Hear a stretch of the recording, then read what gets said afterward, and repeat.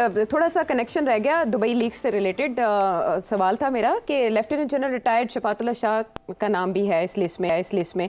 इसके अलावा major general retired Syed Ehtesham Zameer साहब का भी नाम है, जनरल रिटायर्ड मोहम्मद अकरम साहब हैं, मेजर जनरल गजनफर अली खान साहब हैं, ब्रिगेडियर रिटायर्ड नादिर मीर हैं, साबिक DG military land major general Syed Najmul Hasan Shah साहब हैं, major general retired Raja Arif Nazir साहब का भी नाम आया है, मेजर अजीजुल रहमान साहब का नाम भी आया है, air vice marshal Khalid Masood Rajput का भी नाम है। नहीं, मेरा सवाल इनसे रिलेटेड नहीं है, ये इतनी लिस्ट है मिलिट्री ऑफिशियल्स की, इसमें राव अनवर साहब ब्यूरोक्रेट्स की नहीं है? ब्यूरोक्रेट्स भी होंगे इसमें। अच्छा। लेकिन मेरा सवाल जो है वो ये कि इतनी लंबी लिस्ट में, ये रिटायर्ड जर्नैलों की लिस्ट में हमारे मासूम राव अनवर साहब कैसे जगह बना गए? हाँ, राव अनवर साहब एसएसपी जी, एक्स एसएसपी जी, मलीर। राव साहब 2011 से 2018 तक जब उनको केस हुआ उनके ऊपर, उन्होंने 74 ट्रिप्स दुबई। कितने? 74 ट्रिप्स जी to Dubai. To Dubai. Oh my God, 6 साल के अंदर उन्होंने कितनी 74 दफ़ा वो दुबई का दौरा किया। अच्छा, 2 बार ज़्यादा कर लिया उन्होंने। अच्छा, हाँ। इसके अलावा ये वो साहब हैं जिनके ऊपर इल्ज़ाम है कि 745 पुलिस इनकाउंटर्स में इनका रोल था। अच्छा, 745 745 700 से और ऊपर। इल्ज़ाम ये है कि 450 के करीब लोगों को ठा किया। अच्छा, पुलिस इनकाउंटर्स में। Okay. He was the most dreaded police officer in the service of the government of the day and the establishment of the day, because उसमें एमक्यूएम के भी लोग थे जी, और लोग भी थे जी। तो जाहिर है टेररिस्ट भी थे। तो आपको तो पता है डिसअपीयरेंस, एक्सिक्यूशन, पुलिस इनकाउंटर्स ये उन लोगों के किए जाते हैं जिनका हिस्ट्यारी हों और बहुत ख़तरनाक किस्म के लोग हों, और ये पता हो कि इस्टेब्लिशमेंट को या गवर्नमेंट को कि या पुलिस को कि इनको अदालतों में हम मुश्किल हो जाएगा इनको प्रूव करना, ये फिर बाहर आ जाएंगे, तो इसलिए बेहतर ये एनकाउंटर में ही फ़र्क कर दिया जाए। तो ये वो केस, ही वाज बड़े करीब थे to the ruling class of Zardari साहब and at that time the establishment also. Okay, eventually जो प्रोटेक्शन इनको मिली वो एस्टैब्लिशमेंट ने दी जी, उस वक्त की एस्टैब्लिशमेंट, क्योंकि इन्होंने हर एक का काम किया हुआ था। हाँ। तो अब आप सोचिए इनके पास इतने पैसे कैसे आ गए? बंदे तो तुसी मार देते, पैसे तो अडगल कितने आ गए? ये एक नहीं 10-12 प्रॉपर्टीज हैं वहाँ। तो ये सवाल खड़ा हुआ है, और मेरा ख्याल है इस किस्म की चीज़ों को इन्वेस्टिगेट करना चाहिए, रादर देन बिजनेसमैन जिन्होंने लीगली पैसा बनाया, टैक्स दिया और लीगली पैसा बाहर ले गए और लीगली वहाँ प्रॉपर्टी खरीदी और लीगली डिक्लेयर कर दी यहाँ, उनको हरास नहीं करना चाहिए। ठीक है। और ऐसे लोगों के ऊपर पूरी इंक्वायरी होनी चाहिए। अलबत्ता ये भी बड़ी इंटरेस्टिंग बात है, आपने कहा कि बहुत से ब्यूरोक्रेट्स और आर्म्ड ब्यूरोक्रेट्स भी जो हैं रिटायर्ड और सर्विंग का तो शायद नाम नहीं आया, सर्विंग का नहीं है। हाँ, मगर वो आता भी नहीं है। लेकिन बेटे, अहलिया, तो वो जिनकी तनख्वाह 3 लाख हो, 2 लाख हो, वो उन्होंने कैसे इतनी जायदादें बना ली? This is a question not for FBR but for social scientists.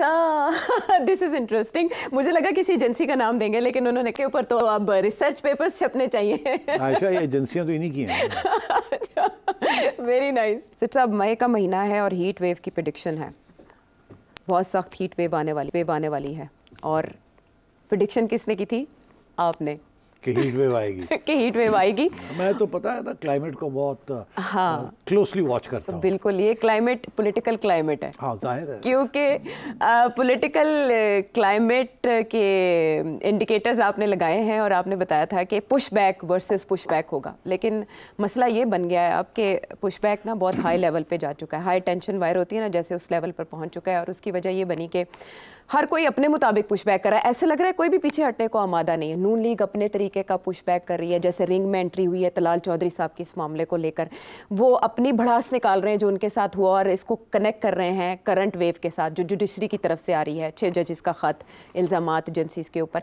फिर दूसरी तरफ हम देख रहे हैं कि जुडिशरी का अपना पुशबैक है, वो 6 जजेस के ख़त के ऊपर तो समात का अभी होना है, उसके ऊपर मज़ीद कार्रवाई, लेकिन बाबर सत्तार साहब पीछे हटने को तैयार नहीं हैं और उन्होंने फिर कहा है कि सिक्योरिटी इस्टेब्लिशमेंट के किसी टॉप ऑफिशियल की तरफ से उन्हें धमकी दी गई, जिसके जवाब में अटॉर्नी जनरल आए मीडिया पे और उन्होंने मीडिया के सामने स्टेटमेंट्स दी कि ये मामला ऐसे नहीं ऐसे था, एक्सप्लेन किया। बट उसके बाद प्रेस कॉन्फ्रेंसेस का एक सिलसिला शुरू हो गया और आप तो उससे आगाही होंगे कि फैसल वावडा साहब ने क्या बात कही, पगड़ियों की बात, कि पगड़ियों से फुटबॉल खेलेंगे, डबल रिएक्शन आएगा अगर आप करेंगे एक्शन कोई। इस बात को लेकर अतर मिनल्ला साहब बहुत जुज़बुज़ हुए, उन्हें बहुत बुरा लगा। फिर गवर्नर सिंध कामरान टिसूरी साहब भी मैदान में आए और फिर मुस्तफ़ा कमाल साहब भी आए। तलाल चौधरी साहब का जिक्र मैं पहले ही कर चुकी हूँ। अच्छा, ऐसे लगता था जैसे प्रेस कॉन्फ्रेंस या प्रेस कॉन्फ्रेंस वर्सेस लेटर चल रहा है कि उसका जवाब यूँ आता है, बरहमी का इजहार Islamabad high court can this and that. लेकिन अब की बार हुआ है मुख्तलिफ, और ये मुख्तलिफ यूँ हुआ कि सू मोटो ले लिया गया है, जो एक अरसे से जिससे गुरेज किया जा रहा था सुप्रीम कोर्ट की जानिब से, लेकिन ये सू मोटो फैसल बावडा साहब की प्रेस कॉन्फ्रेंस पर लिया गया है और 3 रुकनी बेंच तश्कील दे दिया गया है। मेरा आपसे सवाल ये है कि इस सू मोटो के बाद क्या ये पुशबैक वर्सेस पुशबैक का सिलसिला रुक जाएगा? आशा, जो मैंने कहा था ना कि it's going to be a long hot summer, तो वो शुरू हो गया। अब वैसे भी 45 डिग्री तक तो पहुंच ही गया बाहर, और अब आप देख रहे हैं ये जो पुशबैक वाला जो सिलसिला है, पुशबैक तो जैसे आपने भी कहा, मैं पहले कह चुका हूँ कि नून लीग की तरफ से भी पुशबैक आएगी और वन मियाँ नवाज शरीफ साहब करेंगे। ये हमने पिछले प्रोग्राम में इसका जिक्र किया था। और ये तलाल ने जो चौधरी ने जो बात की है, तो ये तो आपको पता है कि इज़ पार्ट ऑफ मियाँ साहब ग्रुप, ऐसे ही है ना। So and he suffered, judiciary ने इनको कंडेम्प्ट में इनको सजा भी याद है आपको? जी बिल्कुल याद है, तो नाहल किया था। और फिर राना सनाउल्लाह साहब बात कर रहे हैं।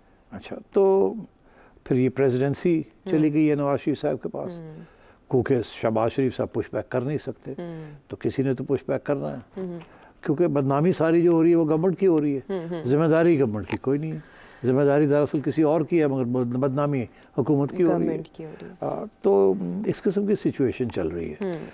एक तो ये पुशबैक है, दूसरा पुशबैक है जुडिशरी का। एस्टैब्लिशमेंट ने हमेशा जुडिशरी को एग्जीक्यूटिव के ज़रिए कंट्रोल में रखा है, मगर फिर एक ऐसी सूरत हाल भी कभी कभी आ गई थी कि एस्टैब्लिशमेंट डायरेक्टली जुडिशरी को पुशबैक करना पड़ता था। अब सूरत हाल है कि पहली दफ़ा इतना बड़ा पुशबैक आ रहा है जुडिशरी से लॉयर्स मूवमेंट के बाद। This is the first time कि एक बहुत बड़ी पुशबैक आ रही है, और इसका जिक्र मैंने कुछ अर्सा पहले भी किया था कि ये मुझे नज़र आ रहा है कि ये होगा। और अब मैं समझता हूँ कि बड़ी ख़तरनाक स्टेज पे पहुंच गया कि जहां जुडिशरी ने इतना पुशबैक किया है कि अब एस्टैब्लिशमेंट काउंटर पुशबैक का सोच रही है।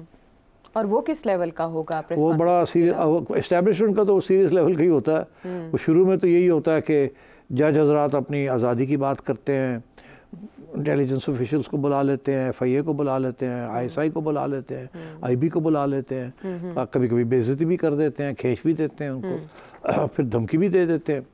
अब जो आखिरी धमकी आई है, जो कि अभी आप मुझे बता रही थी कि एक जज साहब हैं, उन्होंने कहा कि डिसअपेरेंस जब होती है तो जो लोग डिसअपेयर कर देते हैं लोगों को, उनको बहुत सख्त सज़ा मिलनी चाहिए। जी, सजाए मौत के लिए कानून साजी की जानी चाहिए। ये भी दिस इज ऑल्सो, ये तो पुशबैक से आगे चला गया। साथ उन्होंने ये भी कहा है कि हमें पता है कौन करता है। जी, सबको पता है, और सबको पता है। तो अगर सबको पता है तो फिर आप ये बात कह रहे हैं, तो फिर सबको ये भी पता है कि आप किसके खिलाफ कह रहे हैं। तो आप कह रहे हैं कि उनको सजाए मौत होनी चाहिए क्योंकि वो लोगों को डिसअपेयर कर देते हैं। तो फिर आप एक्सपेक्ट करें ना कि वहाँ से भी तो पुशबैक आएगी ना।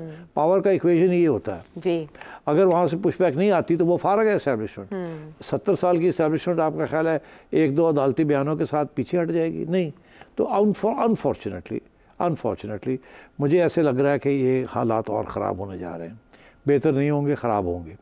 और मुझे खौफ है कि इस्टेब्लिशमेंट जब हिट बैक करेगी तो किस तरीके से करेगी। मैं इससे ज़्यादा आगे नहीं जाना चाहता, मैं कोई आइडियाज़ नहीं देना चाहता किसी को, मगर मुझे ये लग रहा है कि ये बड़ी खौफनाक किस्म की एक पुशबैक क्लैश आ रही है आगे। अब क्योंकि देखिए, कानून की बालादस्ती तो सुप्रीम कोर्ट और अदालतें करती हैं, आइन को भी वो प्रोटेक्ट करती हैं। और इस मुल्क में जो तारीख़ है वो यही बताती है कि इस्टेब्लिशमेंट के अंदर लोग हैं जो समझते हैं कि आइन जो है वो तो एक कागज़ का टुकड़ा है, उसको तो फाड़ भी दिया जाए तो क्या होता है। कुछ लोगों ने ऐसे बयान भी दिए हैं ना, पहले भी दिए हैं, अब भी रद्दी की टोकरी, इस तरह की बातें की गई। तो अब अगर ऐसी बात है तो फिर एक क्लैश आ रहा है, ठीक है, और ये बड़ी ख़तरनाक किस्म का क्लैश है।